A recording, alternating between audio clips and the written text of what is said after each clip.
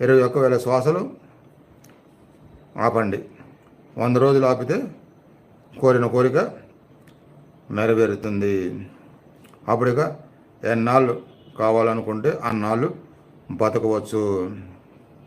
అంటే ఈ విధంగా కుంభకం ఏర్పడటం వల్ల యోగి ఇచ్ఛామరణం, కోరుకున్నప్పుడు కోరిన ప్రకారం మరణం.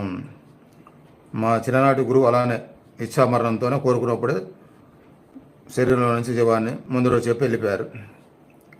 ఇచ్ఛామరణం పొందే స్థితి కలుగుతుంది. పూరక్ రేచక్ छूटे तब केवल కుంభక్ కహలావే. పూరక రేచకాలను విడిచిపెట్టినప్పుడు కేవలం కుంభకం సిద్ధిస్తుంది. అంటే ప్రాణకర్మ చేస్తూ ఉంటే ఊపిరి లోపలికి రావడము బయటికి పోవడము జరగనప్పుడు, నిశ్చలులైనప్పుడు కేవల కుంభక రూపంలో ఆనంద